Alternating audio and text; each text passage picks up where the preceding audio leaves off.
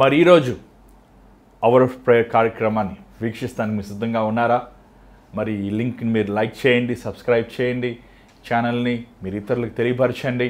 ప్రతిరోజు దేవుని వాక్యాన్ని మనం ధ్యానిస్తున్నాం, అనేక మేలు పొందుతున్నాం, అనేక విషయాలు మనం తెలుసుకుంటున్నాం. వాక్యం వినటం వలన విశ్వాసం కలుగును. మరి దేవుడు ఇచ్చిన మహాకృప బట్టి అనేక మందికి ప్రార్థిస్తానికి, అనేక మందిని దేవునిలో స్థిరపరుస్తానికి దేవుడు సహాయం చేస్తున్నాడు. కానీ కొంతమంది చూస్తున్నప్పుడు వారు వెనక్కి వెళ్ళిపోతున్నారు.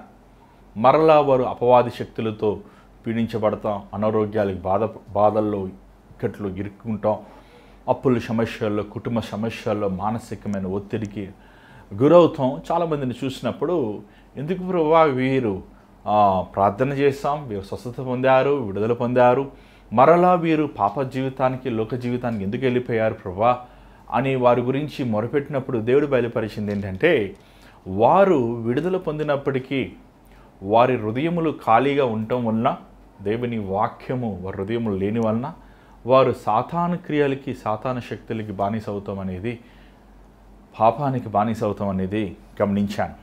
లేకపోతే దేవుడు బయలుపరిచాడు. చూడండి, వాక్యము మనం వినాలి. వాక్యం వినటం వలన దేవుని వాక్యం సెలవిస్తుంది, విశ్వాసం కలుగును. వాక్యం చదువుతాం వేరు, చదివిన వాక్యాన్ని గ్రహించుకుంటాం వేరు.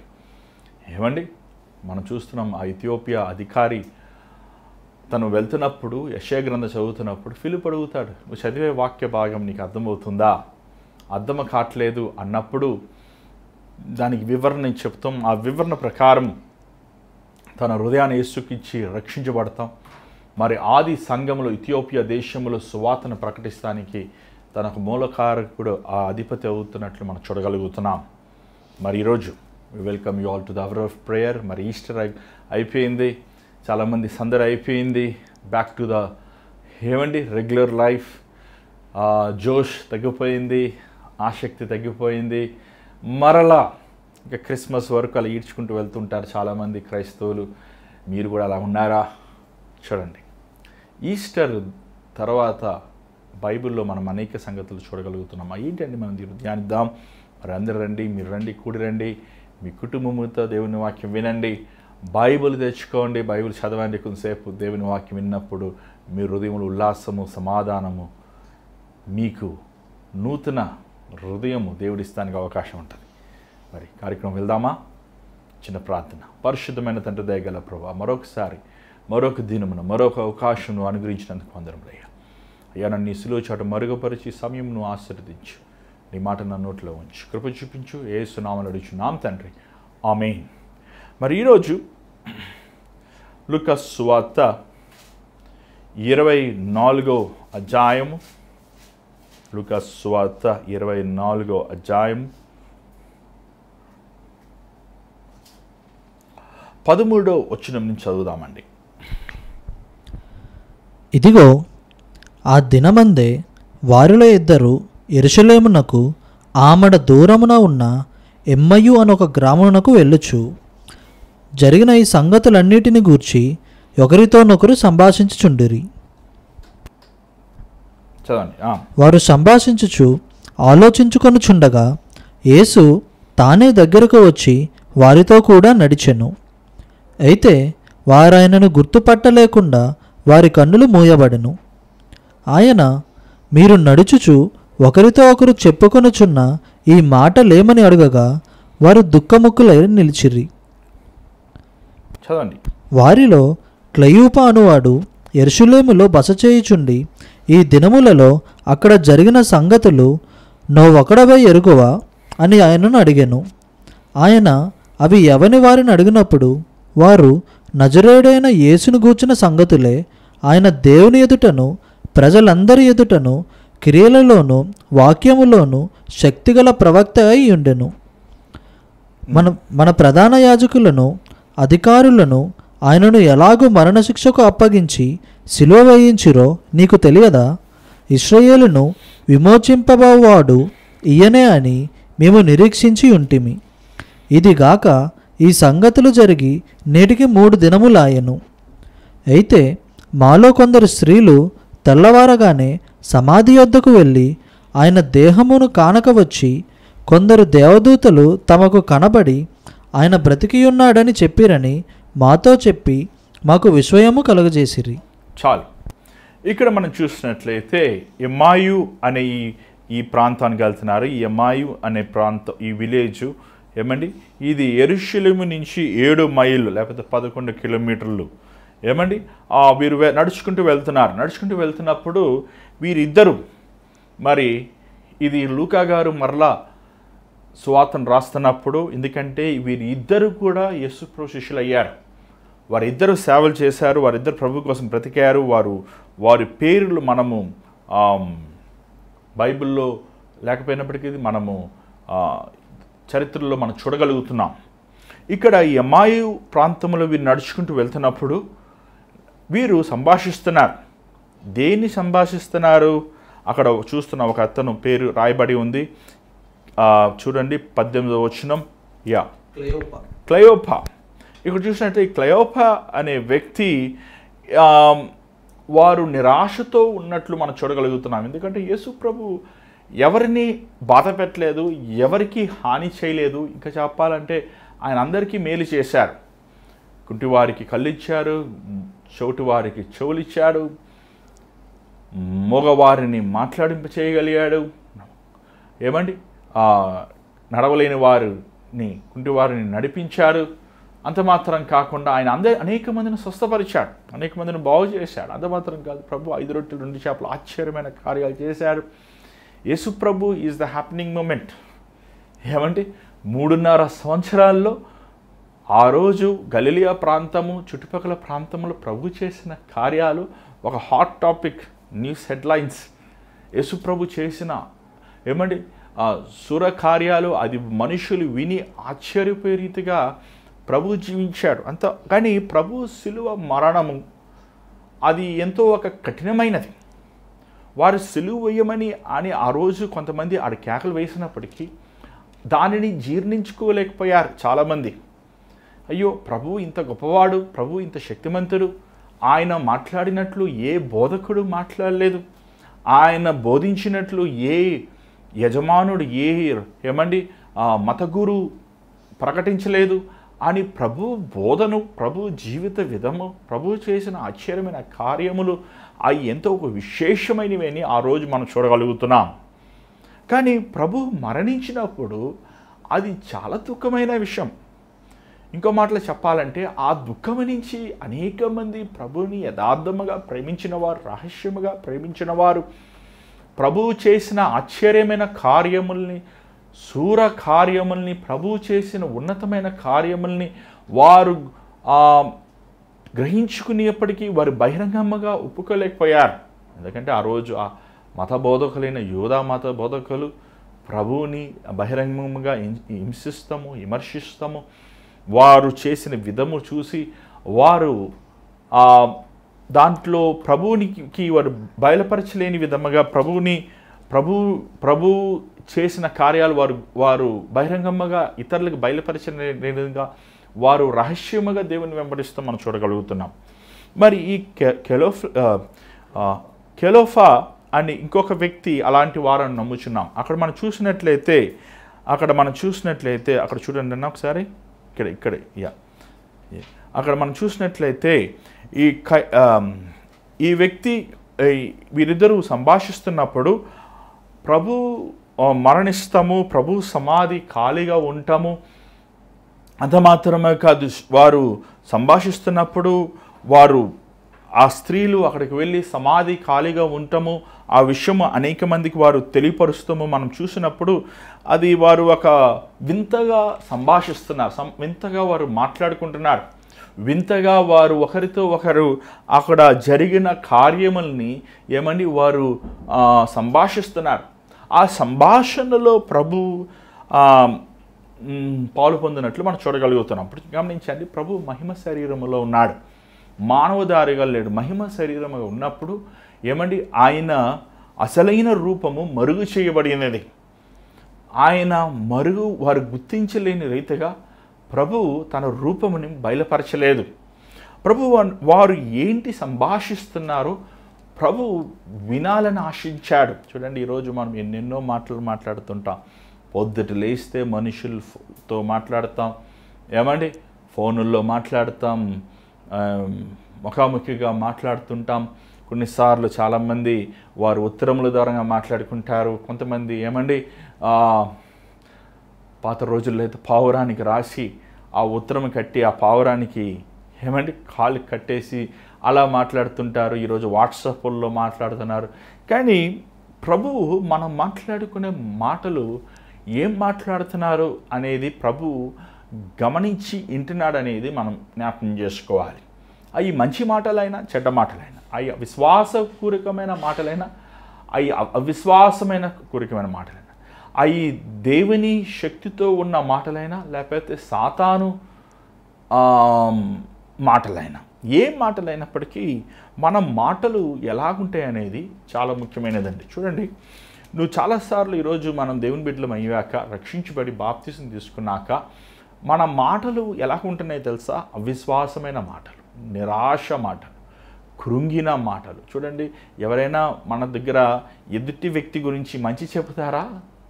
స్వయంగా చెడ్డ చెప్తారా? చెడ్డ చెప్తారు, మంచి చెప్పరు. ఏమంటే ఆ వ్యక్తి అలాంటి వాడంట, ఈ వ్యక్తి ఇలాంటి వాడంట. చూడండి, వీళ్ళని కొండేలు అంటారు. కొండేలు చెప్పేవారు ఏమండి, వీరు గాలిలో మీకు మాంసం కూర చేసి ఓరణ తినిపిస్తారనమాట. చూడండి, ఎవరైనా మీకు మూడో వ్యక్తి గురించి మాట్లాడుతున్నాడంటే ఖచ్చితంగా ఆ వ్యక్తి మీ విషయాలు కూడా తీసుకెళ్ళి ఇంకొక వ్యక్తితో మాట్లాడతారు. అందుకే ఈ కొండేలు చెప్పే వారి నాలుకలు ఏమంటే అపవాది నాలుకలు అనేది మనం గమనించాలి. కానీ ఇక్కడ చూసినట్లయితే వీరి సంభాషణ క్రీస్తు కోసం క్రీస్తు నిమిత్తం వీరు సంభాషిస్తున్నారు. కానీ క్రీస్తులో ఉన్న శక్తి గురించి వీరు గమనిస్తలేదు, క్రీస్తులో ఉన్న విడుదలని వీరు గుర్తిస్తలేదు. అంత మాత్రమే కాదు, వీరు క్రీస్తు చనిపోయిన వాడు కాదు, పునరుద్ధానమైన క్రీస్తు అనే విషయాన్ని గ్రహించుకోలేకపోతున్నారు. గమనించండి, యేసు ప్రభు వాక్యాన్ని బోధించినప్పుడు పలుమార్లు అనేక సార్లు యేసు ప్రభు ఈ మాట చెప్పాడు. ఏ మాట చెప్పాడు? ఆయన మనిషి కుమారుడు ఏమండి అపచెప్పబడతాడు, కొట్టబడతాడు, సిలువేయబడతాడు, మూడో దినమున మృత్యుని జయలేస్తాడు. ఈ మాటలు శిష్యులు విశ్వసించలేదు, యేసుని వెంబడించే వారు విశ్వసించలేదు, వాక్యము విని మేలు అనుభవించిన వారు విశ్వసించలేదు. కానీ ఎవరు విశ్వసించారు తెలుసా? పరీక్షలు విశ్వసించారండి. అందుకే వారు రోమా సామ్రాజ్యం దగ్గరికి వెళ్ళి ఆ పిలాతు దగ్గర అన్నారయ్యా, శిష్యులు ప్రభు చెప్పాడు మూడో దినం తిరిగి లేస్తాడని, అందుకే మీరేం చేస్తారంటే దాన్ని బంధించేయండి సమాధిని. ఒకవేళ శిష్యులే తీసుకువెళ్ళి యేసు ప్రభు లేచాడు అని వారు ఒక రూమర్ చేస్తారు. అందుకని మీరేం చేయాలంటే మీరు ముద్ర వేసేయండి అని మా మత్తయి 27లో చూస్తున్నాం ఆ మాటలు.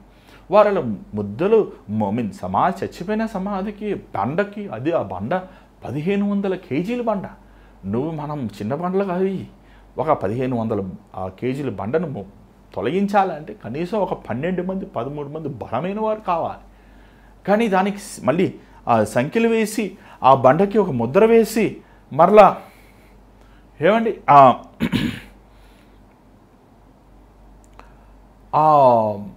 బండకి సంఖ్యలు వేసి మళ్ళీ దానికి భటులు, చచ్చిపోయిన వారికి ఎవరైనా అద్దాలు కాస్తారండి?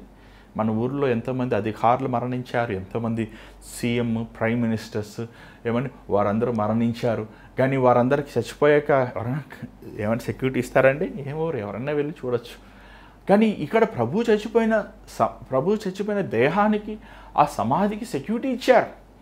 ఏంటి? ఎందుకని? ప్రభువు తిరిగి లేస్తాడు, ఈ లేకుండా మనం ఆపాలి.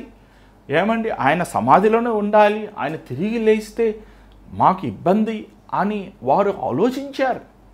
కానీ ప్రభు లేచడం లేదా? ఆ బలమైన బండ తొలగిపోయిందా లేదా? ప్రభు మహిమ శరీరము తేజోమయముగా లేచడం లేదా? ఏమండి, ఆ శిష్యులు ఇంకనూ పునరుద్ధానమైన యేసుని చూచినప్పటికీ కూడా మగ్దలేని మరియ, నేను యేసు ప్రభువుని చూచాను, ఆయన చనిపోలేదు, ఆయన సజీవుడు అని ప్రభువుని విశ్వసించినప్పటికీ కూడా ఇంకా ప్రభు విషయంలో ఏమండి వారు సందేహంగా ఉన్నారు. శిష్యులు సందేహంగానే ఉన్నారు. వారు ఆనందం కొంతసేపే ఉంది, ఎందుకంటే వారు ప్రవక్తను మనం చూస్తున్నాం. తర్వాత అధ్యాయాల్లో వారు మరల చేపలకి వెళ్ళిపోతాం, మరలి లోకానికి వెళ్ళిపోతాం. వారు పునరుద్ధానమైన ప్రభువు శక్తిని ఎరిగి చూసినప్పటికీ వారిలో ఒక స్థిరమైన నిలకడమైన హృదయం లేదండి. చూడండి, ఎందుకు ఈ మాటలు నేను చెప్తున్నానంటే, ప్రభువు ఒక మాట చెప్పాడు, నేను మరలా వచ్చుచున్నాను, వాని క్రియలకి నేను ప్రతిఫలం ఇవ్వబోతున్నాను. దేవుని రాకడ త్వరలో ఉందండి.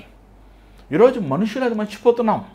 ఈ లోకమే సర్వం అనుకుంటున్నారు చాలామంది. ఈ లోకంలో ఇల్లు ఉండాలి, ఈ లోకంలో వాక్యాలు ఉండాలి, ఈ లోకంలో ఒక స్థిరమైన జీవితం ఉండాలి, ఈ లోకంలో మేము అభివృద్ధి చెందాలి అని లోక విషయములే మీరు ఆలోచిస్తున్నారు. కానీ దేవుడి చెప్పాడే ఈ లోకము గతించను, ఈ లోకములో ఉన్న సమస్తము నాశనం అవుతుంది అనే సంగతిని మీరు గ్రహించకుండా ఈరోజు ఎంతోమంది మీ కళ్ళకి ఏమండి గుడితనం కలుగు చేయబడింది అపవాది ద్వారా.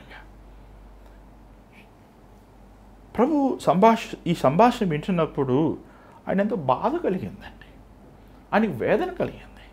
అవిశ్వాసమైన మాటలు, నిరాశ అయిన మాటలు, కృంగిన. యేసు ప్రభు ఓడిపోలేదు కదా, యేసు ప్రభు విఫలం ఈజ్ నాట్ ఎ ఫెయిలియర్ కాదండి. ఆయన మరణం, ఆయన చనిపోతాము, ఆయన పునరుద్ధానము మానవ జాతికి విమోచన. ఇవన్నీ ఎలా సాధ్యం అనుకుంటున్నారా? ఏమండి, విశ్వాసముతో మన నిరీక్షణ ఉంచాలి. చనిపోయిన ప్రభు 3వ దినం తిరిగి లేపడ్డాడు, మన కోసం ప్రాయశ్చిత్త బలి చేశాడు. ఆ సిలువలో నరకము శక్తుల్ని, అపవాది క్రియల్ని నిర్మూలం చేశాడు. నీ కంటికి కనబడన వలన, నీ చెవులకి వినబడన వలన అది జరగలేదనుకుంటాం. ఏమండి, వెరితనము. మన కళ్ళకి ఎన్నెన్నో కనబడవు, మనం ఎన్నెన్నో గ్రహించలేము, ఎన్నెన్నో విషయాలు మనకు అర్థం కావు. అంతర మాత్రమున మనం దాన్ని విశ్వసించుకొని ఉంటామా? ఇక్కడ మనం చూసినట్లయితే ప్రభు ఏమన్నారు చూడండి, 25వ వచనం వారితో మాట్లాడుతున్నాడు ప్రభు.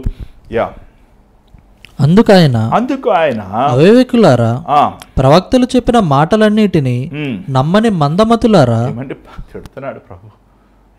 ఏమంటున్నాడు? ఏమని తిడుతున్నాడు? అవివేకులారా. ఇంగ్లీష్ బైబిల్లో ఇంకా కఠినమైన మాట, ఫూలిష్. దేవుని మాటలు, దేవుని వాగ్దానాలు, దేవుని బైబిల్లో చెప్పే దేవుని సంగతులు నమ్మని వారందరూ అవివేకులండి. దేవుడు నీకు ఇచ్చిన వాగ్దానములు నమ్మలేకపోతే యు ఆర్ వెర్రివాడు నువ్వు. అవివేకులారా, బుద్ధిహీనులారా. చదవండి. మందమతులారా. ఈ అవిశ్వాసులకి ఇంకో పేరేంటి? మందమతులు. దేవునికి నా జీవితం ఇస్తే దేవుడు నన్ను ఆశీర్వదిస్తాడు, దేవుని సన్నిధిలో ప్రార్థన చేస్తే దేవుడు నా సమస్యలు తీరుస్తాడు, దేవుని వాక్యము చదివితే నాకు జ్ఞానము తెలివి వస్తుంది, దేవునికి భయభక్తులు కలిగి జీవిస్తే దేవుడు నా చేతి కష్టార్జితాన్ని ఫలింపజేస్తాడు అని నమ్మదగిన వాళ్ళారా. మితము. ఏమండి? How slow to believe. దేవుని విషయములో నిర్లక్ష్యముగా ఈరోజు ఎంతమంది ఉన్నారండి? చదవండి.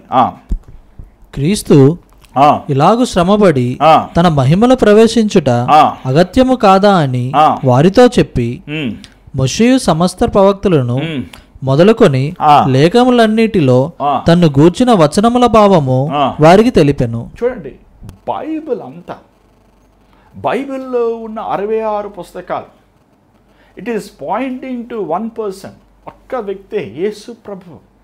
నువ్వు ఆదికాండం తీసుకో, నిర్మాకాండము తీసుకో, లేవికాండం తీసుకో, సంఖ్యాకాండం తీసుకో, ప్రవక్తలు మాట్లాడిన ప్రసంగాలు తీసుకో, కీర్తనలు రాసిన కీర్తనలు తీసుకో, సామెతలు తీసుకో, సువార్తలు తీసుకో, పౌలు ఉత్తరములు తీసుకో, ప్రకటన గ్రంథం ఏ పుస్తకమైనా ఆ పుస్తకము సారమేంటి? క్రీస్తు ఒక్కడే రక్షకుడు, క్రీస్తు ఒక్కడే విమోచకుడు, క్రీస్తు ఒక్కడే పాప పరిహారము మన మానవ జాతి కోసం చేసినవాడు. చూడండి, యేసు ప్రభు లేకుండా, యేసు క్రీస్తు లేకుండా మానవుడికి విమోచన లేదు. బైబిల్ను చదవంటే ఏదేదో పనికిమాల క్వశ్చన్లు వేస్తుంటారు చాలామంది.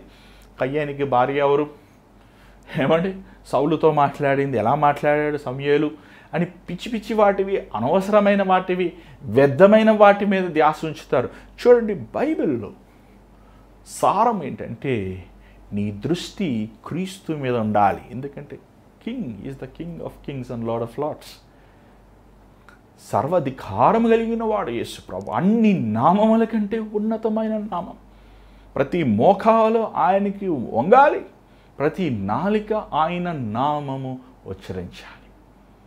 ఆయన నామము తప్ప మానవ జాతికి విమోచన లేదు. అర్థం కావట్లేదు వీళ్ళకి. యూదులు మాట్లాడితే మేము అబ్రహాం సంతానం అంటారు, మాట్లాడితే మేము మోషే ధర్మశాస్త్రము మించిన గొప్ప దేవుడు ఉన్నాడు.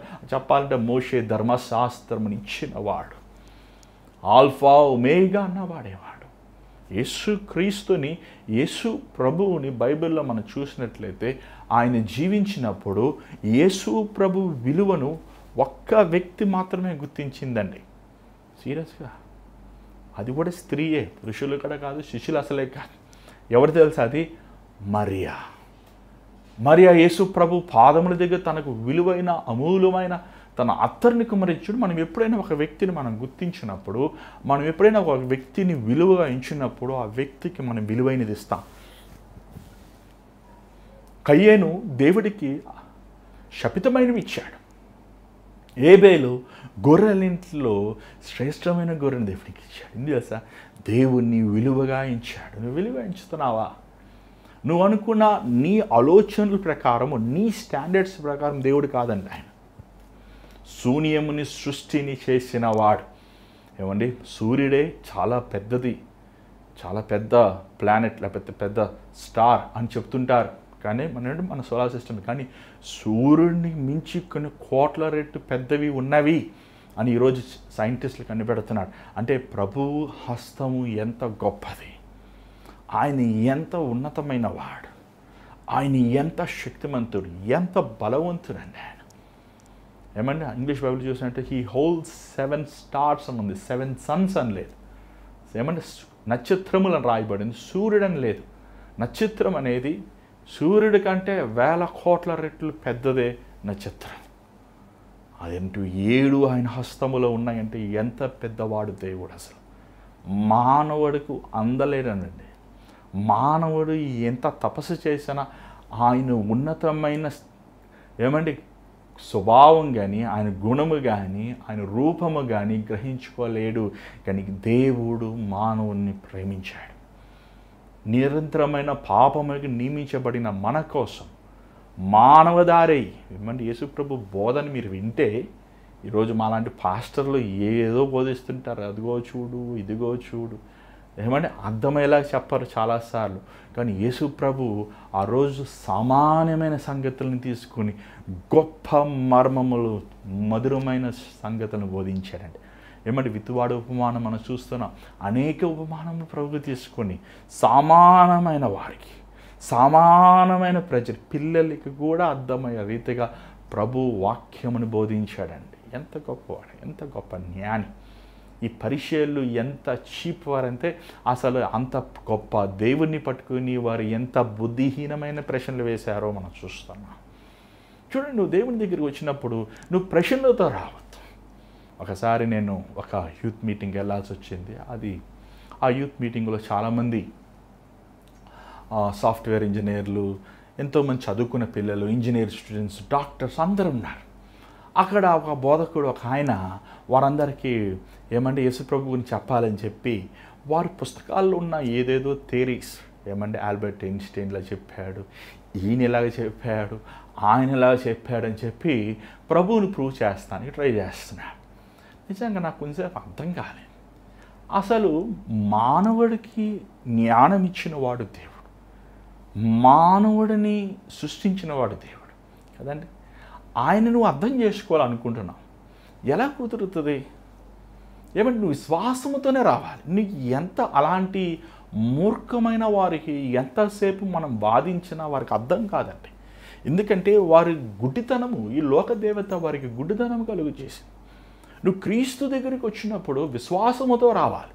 నువ్వు చదువుకున్న వాడవైనా, చదువు లేని వాడవైనా, నువ్వు ధనవంతుడివైనా, ధనము లేని వాడవైనా, నీకు జ్ఞానం ఉన్నా, జ్ఞానం లేకపోయినా, నువ్వు యేసు దగ్గరికి వచ్చినప్పుడు ఎలా రావాలి తెలుసా? విరిగిన హృదయముతో రావాలి, తగ్గించుకునే మనసుతో రావాలి, సాత్వికముతో, సహనముతో ఉన్న ప్రభువుని ఏమండి ఒక చిన్న బిడ్డ తన తండ్రిని ఎలా నమ్ముతుంది? ఎప్పుడైనా నీ నాన్న దగ్గరికి వెళ్ళి, నాన్న నువ్వే నా నాన్నవా అని అడిగావా? ఎప్పుడు DNA టెస్ట్ చేశారా? నువ్వే నిజంగా అమ్మ నువ్వేనా నన్ను కన్నావా, నువ్వే నా తల్లివి ఏమని ఎట్ట నమ్ముతావు చెప్పండి? నీ ఏం ప్రూఫ్ అడిగావు? అమ్మ నువ్వే నా తల్లి, నాకు బ్లడ్ టెస్ట్లు చేపిద్దాంరా అని చేపించారా చెప్పండి? ఒకళ్ళు అడిగి అలా పళ్ళని ఒక చంపం కొట్టేస్తారా? నేను ప్రసవం మోసి నేను కని నిన్ను పెంచితే ఎలా మాట్లాడుతుంది దుర్మార్గుడా ఏమని? ఈరోజు చాలామంది దేవుడి దగ్గరికి వెళ్ళి, నువ్వే దేవుడు అయితే ప్రూవ్ చేయి, నువ్వు దేవుడు అయితే నాకు ఇది ప్రూవ్ చేయి, ఈ ఫార్ములాలో ప్రూవ్ చేయి, నువ్వు నాకు కనబడు. ఏమని అడగాలి? ఏమనాలి? పిచ్చోళ్ళు అనాలి. ఏమండి? విశ్వాసముతో నువ్వు రా ప్రభు దగ్గరికి. ఆయన తప్ప మానవ జాతికి విమోచించేవాడు లేడు. వీరు ఆ ప్రభు అక్కడ చూసినట్లయితే ప్రభు వారికి పాపం ఎంత సహనం అండి, ప్రభుకి ఎంత సహనం. తిట్టాడు కాదంటలేదు, తిట్టినా సరే ఓపికతో ఏమండి వాక్యములో ఉన్న ప్రతి దేవుని మాటలు మరలా ఏమండి ఆ రిఫరెన్స్లన్నీ వారికి వాక్యముని ప్రకటించాడు ప్రభు. 28వ వచనం చదవండి ఒకసారి.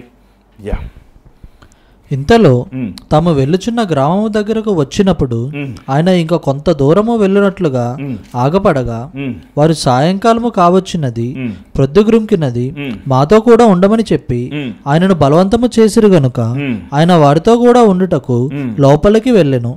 ఆయన వారితో కూడా భోజనముకు కూర్చున్నప్పుడు ఒక రొట్టెను పట్టుకొని స్తోత్రము చేసి దాన్ని విరిచి వారికి పంచిపెట్టగా.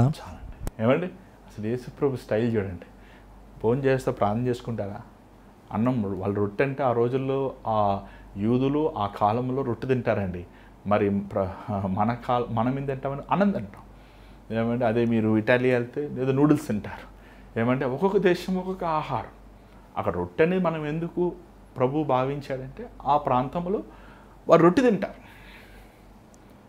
ఏమంటే మనం ఎలా భోజనం చేసి నీళ్ళు తాగుతామో వాళ్ళు రొట్టె తిని ద్రాక్షరసం తాగుతారు. అది కూడా ఇట్స్ నాట్ ఏ పులిసింది కాదు. యేసు ప్రభు శరీరం పులిసింది కాదు, పులిసింది అసలే కాదు. వైన్ షాప్లో అమ్మేది పులిసినది. ఏమండి ఇశ్రాయేల్ ప్రాంతంలో నీళ్ళు దొరకవు కాబట్టి వారికి ద్రాక్ష పళ్ళు ఉంటాయి. ద్రాక్ష పళ్ళు వాళ్ళు చేసుకుని దాన్ని జ్యూస్ చేస్తూ తాగుతారు. ఇక్కడ మనం చూసినట్లయితే ప్రభు రొట్టెని విరిచి, this is uniqueness Prabhu style. ఏమంటే అది ఆ రొట్టెని విరిచే, ఇది నా శరీరము, దీనిని మీరు తినినప్పుడు నాకు పాత్రులై ఉందరు. ప్రభు రొట్టె విరుస్తున్నప్పుడు రొట్టె విరిచి నోట్లో పెట్టేసుకోలేదు. ఏమన్నాడు? స్తుతులు చెల్లించి వెంటనే వెలుగు బలు వెలిగింది. ఏమండి రొట్టె విరిచి స్తుతులు చెల్లించేది ఎవరయ్యా? ఏమండి ఎవరది? క్రీస్తు. ఏమండి ఈరోజు నువ్వు అన్నమా, చపాతీయా, లేకపోతే నూడిల్సా, లేకపోతే అది కాదు. ఆ రొట్టె గురించి కాదు దేవుడు మాట్లాడి, దేవుని వాక్యం అనే రొట్టె. ఈ ఆహారము మనిషి రొట్టె వలన కాదు కానీ దేవుడు మాట్లాడే ప్రతి మాట వలన జీవిస్తాడు. చదువుతున్నారా బైబిల్? నీ శరీరానికి కావాల్సింది లోకరీతైన ఆహారం, నీ ఆత్మకు కావాల్సింది దేవుని వాక్యము. మనిషి రొట్టె వలన కాదు కానీ దేవుడు మాట్లాడే ప్రతి మాట వలన జీవిస్తాడు. సాతాను అన్నాడు, ఈ రొట్టెలు రాయని రొట్టె చేసుకోవా? ఆ రొట్టెలు వద్దు సాతానా. దేవుని వాక్యము నీ విశ్వాస జీవితాన్ని స్థిరపరుస్తుంది. నువ్వు స్థిరముగా ఉంటావు. శోధన సమయంలో అపవాది నిన్ను బాణాలు వేసినప్పుడు, పరిస్థితులు గందరగోళం అయిపోతున్నప్పుడు, అవిశ్వాసమైన స్థితిలో మనం ఎదుర్కోవాల్సి వచ్చినప్పుడు, ఆ శోధన సమయంలో మనం దేవుని మీద నిరీక్షణ కలిగి ఉంటామండి. ఆ అనుభవం నీకుందా? దేవుని వాక్యం చదవండి. పాస్టర్ గారండో నిరాశగా ఉంది, ప్రార్థన చేయండి, పో సాతానా పో అంటే పోతుంది. మా అయ్య గారు ప్రార్థన చేసా, మా శాంతి బాగుంది. మళ్ళీ 2 రోజుల తర్వాత మళ్ళీ కూర్చుంటుంది. ఏమని నువ్వు మనసుని దేవుని వాక్యంతో నింపుకో. వాక్యం చదువు. నువ్వు 50 అధ్యాయాలు చదువు, 60 అధ్యాయాలు చదువు, 70 అధ్యాయాలు, 100 అధ్యాయాలు చదువు. అసలు నీకు కురుంగుదలే రాదు. నువ్వు 10 మందికి వెళ్ళి ప్రార్థన చేస్తావు. ఏమంటే దేవుని వాక్యము మనకు శక్తినిచ్చేది, మనం ఉల్లాసపరిచేది. ఈరోజు ఎంతమంది అండి, ఒక ఆయన చూశాను, చాలా ఆజానుబాహుడా ఉన్నాడు, మంచి బలమైన చేతులు కాలు. ఆయన వచ్చి అన్నా నేను ఏ పని చేయలేకపోతాను, నా మనసు అంతా బాగలేదు 2 నెలల నుంచి అన్నాడు. ఏంటయ్యా అసలు ఎంత కండలు ఉన్నాయా నీకు? నువ్వు అనుకుంటే ఏదన్నా చేయొచ్చు. లేదన్నా నా మనసు బాగలేదన్నా. ఏమండి ఈరోజు నీ శరీరీతిగా నువ్వు బాగుండొచ్చేమో, నీ మనసు బాగోవాలనుకుంటే దేవుని వాక్యం చదువు. నీ కృంగుదలంతా పోతుంది, నీ భవిష్యత్తు గురించి భయం అంతా పోతుంది. ఏమండి, నేను అద్దెంట్లో ఉంటాను, నాకెవరో చెప్పారు అద్దెలన్నీ పెరిగిపోతున్నాయి, అద్దెలు పెరిగిపోతున్నాయి, అయ్యా ప్రభా అద్దె పెరిగిపోతుందంట, అయ్యా అద్దె పెరిగిపోతుందంటయ్యా, ఈ అద్దె కడతానికే చాలా కష్టంగా ఉంది నాకు. ఏంటి ఇందాక కొంచెం టెన్షన్ ఎక్కువ అయిపోయి మనకు ఉంటుంది కదండి. కానీ దేవుని వాగ్దానాలు జ్ఞాపకం చేసుకున్నప్పుడు, దేవుని మాటలు జ్ఞాపకం చేసుకున్నప్పుడు, పిలిచినవాడు నమ్మదగినవాడు, పిలిచినవాడు ఏ రోజు విడిచిపెట్ట. చూడండి, అసలు దేవుడి పాలసీ ఏంటి తెలుసా అండి? ఆయన గాయపడిన చేతిలో 5 రొట్టెలు పెడితే 5,000 అయినాయి. ఏమండి, నీ దగ్గర ఉన్న 50 రూపాయలు దేవుని చేతిలో పెట్టు, ఎన్ని 50 రూపాయలకి 3 సున్నాలు వేసుకుంటే ఎంత అవుతాయి చెప్పండి? ఏమండి, 50,000 రూపాయలు అవుతాయి. దేవుడు చేసేది ఆశ్చర్యమైన కార్యాలు. పోషించేవాడు, ఆయన విడిచిపెట్టేవాడు కాదు, ఆయన త్రోసివేసేవాడు కాదు. ఆయన ఏ రోజు తనను నమ్మిన వారిని, తనను ఎందు విశ్వాసం ఉంచిన వారిని మర్చిపోయేవాడు కాదు. ఏమండి, ఆకాశ పక్షులు చూడండి, అవి విత్తవు కోయు, దానికంటే మీరు విలువైన వారు కాదా? ఏమండి, యెహోవాయందు ఆశ్రయించే వారికి ఏ కొదువ ఉండదు. సింహం పిల్లలను ఆకలుగుంటాయి. సింహం అండి అడవికి రాజు, దాని పిల్లలను ఆకలిగుంటాయి, కానీ యెహోవాను ఆశ్రయించే వారికి ఏ కొదువ. నీకుందా విశ్వాసం? దేవుని యందు విశ్వాసం ఉంచున్నావా? మనం ఏలియాను చూస్తున్నాం. ఏలియా వెళ్ళి ఆహాబు ఆ ఇశ్రాయేల్ పట్టణంలో అందరూ చెప్పాడు వర్షము రాదయ్యా. కానీ ఆ 3 సంవత్సరముల కరువులో ఇశ్రాయేలు ప్రజలు ఏమండి ఆ పావురం రెట్టైనా దొరుకుతుందా ఏమో అని వాళ్ళు ఆశించారు, కానీ వారంతా కరువులో ఉన్నారు. కానీ దేవుడు తన సేవకుడికి ఏమండి మంచి మినరల్ వాటర్, ఏమండి రోజు పొద్దుట సాయంకాలం నాన్ వెజ్, మళ్ళీ లావ్ అయిపోతాడు. ఏం రోజు నాన్ వెజ్ అంటే లావ్ అయిపోతాం కదండి, కొలెస్ట్రాల్ ఎక్కువైపోతుంది. మళ్ళీ సారేపతి విధవరాలకు చెప్పాడు, అమ్మ నా సేవకుడు లావ్ అయిపోయాడు, పులకాలు చేసి పెట్టమ్మా, కొంచెం నూనె తక్కువ వేసి. ఏమా చూసారా, తన సేవకుడు ఆరోగ్యం గురించి ఎంత ఆలోచిస్తున్నాడు. దేవుని నమ్మిన వారిని దేవుడు ఎందుకు వదిలిపెడతాడు? దేవుని యందు నువ్వు విశ్వాసం ఉంచి దేవునికి నీ జీవితం ఇస్తే దేవుడు ఎందుకు నిన్ను మర్చిపోతాడు? మర్చిపోడు కదండి ఆయన. ఇక్కడ చూసినట్లయితే వారు మనోనేత్రములు తెరవబడిని. ఏమండి, వారు మనోనేత్రములు తెరబడిని. కానీ వారు మనోనేత్రములు తెరబడిన వెంటనే ప్రభు అక్కడి నుంచి అదృశ్యమైపోయాడు, అక్కడ లేడు. అక్కడ it disappeared in from there sight అని రాయబడింది. దాని తర్వాత మాట చూడండి 32వ వచనం. అప్పుడు వారు ఆయన త్రోవలో మనతో మాట్లాడుచు లేఖనములను మనకు బోధపరచునప్పుడు మన హృదయము మనలో మండుచుండలేదా అని. కావాలండి ఈరోజు మనకు కావాల్సింది ఏంటి? సంఘాల్లో ఈరోజు మన సంఘములో ప్రసంగాలు కాదు, లేకపోతే ఏమైనా ఎంటర్టైన్మెంట్లు కాదు. ఎంటర్టైన్మెంట్లు ఉన్నాయండి, స్కిట్లు ఉన్నాయి, డ్యాన్సులు ఉన్నాయి, డ్రామాలు ఉన్నాయి, ఏమంటే పాటలు ఉన్నాయి, శబ్దాలు ఉన్నాయి, ప్రసంగాలు కూడా ఉన్నాయి.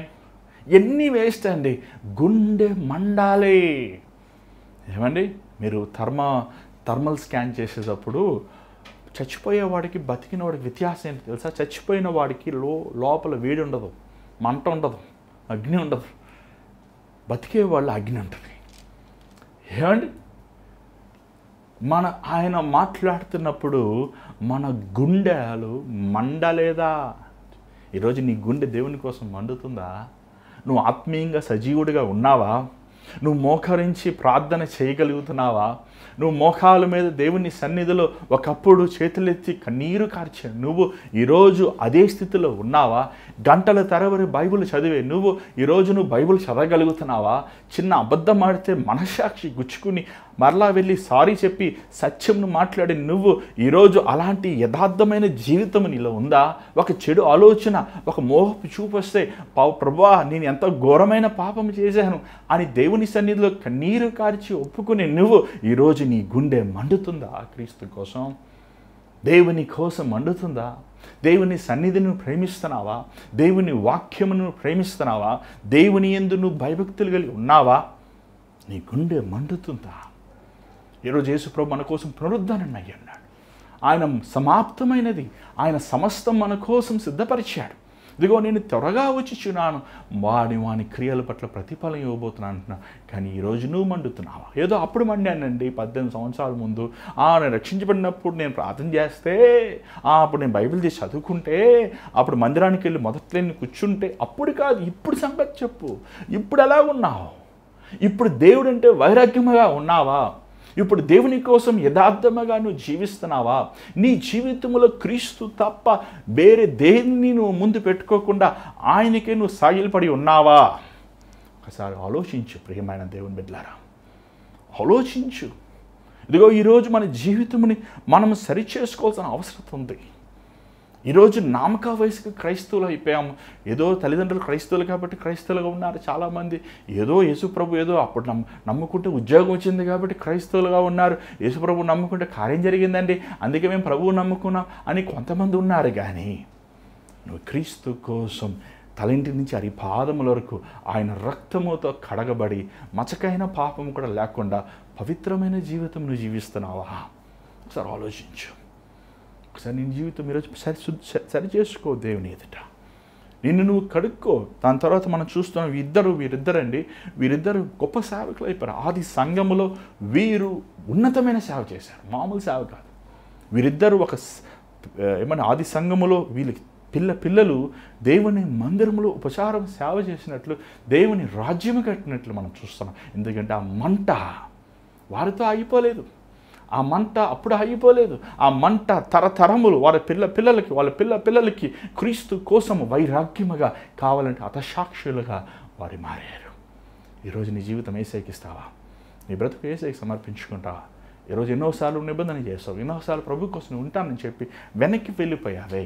ఇప్పుడైనా ప్రభు దగ్గర తిరిగి వస్తావా? ఇదిగో నీకోసం గాయపడిన హస్తము చేయి చాచి ప్రభువు నీకోసం వేచి ఉన్నాడు. నిన్ను బాగు చేయాలని, నిన్ను సరిచేయాలని, నీలో ఉన్న అవిశ్వాసము, నీలో ఉన్న లోకములో ఉన్న పాప మబ్బుతో ఉన్న నిన్ను శుద్ధి చేయాలని, కడగాలని, నిన్ను పవిత్రపరచాలని ఆశిస్తున్నాడు. నీ జీవితం యేసయ్యకిస్తావా? దయచేసి ఉంచని ప్రార్థన చేద్దాం. పరిశుద్ధమైన తండ్రి దయగల ప్రభువా, మరొకసారి నీ పాసనలోకి వస్తున్నాం నాయన. మమ్మల్ని ఒకసారి చూడయ్యా. మేము ఏం మాత్రము యోగ్యత లేదయ్యా, అర్హత లేదు నాయన. మోకరించి నీ పేరు పెట్టి పిలుస్తాను, మాకు యోగ్యత లేదు ప్రభువా. మేము అనేక విషయములు మేము కోల్పోయామయ్యా. మేము అనేకమైన నిబంధనలు చేశాం, అనేకమైన తీర్మానములు చేశాం, కానీ వెనక్కి వెళ్ళిపోయామయ్యా. మమ్మల్ని క్షమించు నాయన. ఈరోజు మమ్మల్ని నీ రక్తముతో కడుగయ్యా. నీ మమ్మల్ని బాగు చేయి నాయన. మమ్మల్ని పరిశుద్ధపరచు ప్రభా. మా గుండెలు నీ కోసం మండనివయ్యా.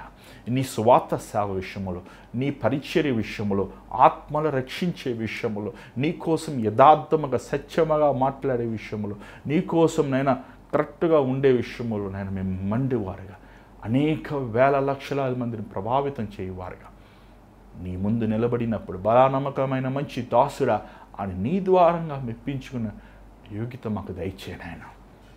దేవన్ విత్తబడిన వాక్యాన్ని నీ బిడ్డ హృదయంలో ముద్రించు ప్రభా. నీ ఆత్మ కార్యముని చేయమని యేసు నామములో అడుగుచున్నాం తండ్రి, ఆమేన్. ఈరోజు దేవుడు మీతో మాట్లాడుతూ మాకు తెలియపరచండి.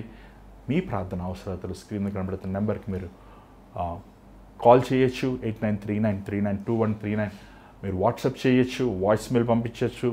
మేము మీకోసం ప్రార్థిస్తున్నాను, నేను మీకోసం ప్రార్థిస్తాను. దయచేసి మీరు వేరే నెంబర్లు చేయొద్దు, నేను కన్ఫ్యూజ్ అవుతున్నాను. మీరు ఈ ప్రార్థనకని నియమించబడిన నెంబరు మీరు వాయిస్ మెయిల్ పంపిస్తే, లేకపోతే వాట్సాప్ కాల్ చేస్తే, వాట్సాప్ టెక్స్ట్ మెసేజ్ నేను ఎత్తుతాను, నేను మీకు రెస్పాన్స్ ఇస్తాను. అంత మాత్రం కాదు, ఈ భారమైన పరీక్షల్లో దేవుడు మిమ్మల్ని ప్రేరేపిస్తే మీ గూగుల్ పే మీ విరాళం పంపించవచ్చు. Google pay, PhonePe account numbers ద్వారంగా ఈ పరీక్షల్లో మీరు పాలు పొందవచ్చు. మీరు పంపించే ప్రతి కానుక ప్రభు సేవలు నమ్మకంగా వాడుతున్నాం. దేవుడు మిమ్మల్ని, మీ కుటుంబంని బహుగా ఈ ఈస్టర్ తర్వాత దీవించి మీ గుండెలు ఆయన కోసం మండేలాగా, ప్రభు దృష్టిలో విలువైన వారుగా మీరు ఉండేలాగా మేము ప్రార్థిస్తున్నాం. అనేక మంది కోసం ప్రార్థిస్తున్నాం. మరి కార్యం జరిగాక మరలా మాకు చెప్పండి దయచేసి. మేము కూడా కలిసి ప్రభువుని స్తుతిస్తానికి ఒక అవకాశం ఉంటుంది. మరి దేవుని చేతిని రేపు కలుసుకుందాం. అందరు గాడ్ బ్లెస్ యూ. అన్నట్టు ముఖ్యమైన విషయం అండి, మర్చిపోయా మీకు చెప్తాం. మరి నేను రేపు ఏం పనేది గరువుపాలెం, తెనాలి పక్కనున్న గరువుపాలెం అనే ఒక గ్రామానికి, విలేజ్కి వస్తున్నానండి. మరి రేపు సాయంకాలం అక్కడ వాక్య ప్రకటన, సువార్త పరిచర్య ఉంది. మరి ఒకవేళ మీరు ఈ ప్రాంతంలో, చుట్టుపక్కల ప్రాంతంలో నుంచి వస్తున్నారంటే మీరు రావచ్చు. మరి ఆ వివరాలన్నీ మీకు తెలుగులో నేను స్క్రీన్లో పెట్టాను. మీకు ఇంకా నా వివరాలు కావాలంటే మీ నెంబర్ కాల్ చేయండి 8939392139 మీకు తెలియపరుస్తాను. మీ సిద్ధంగా ఉన్నాం. అదేం చేత మీద కలుసుకుందాం. అందరు God bless you. Good night.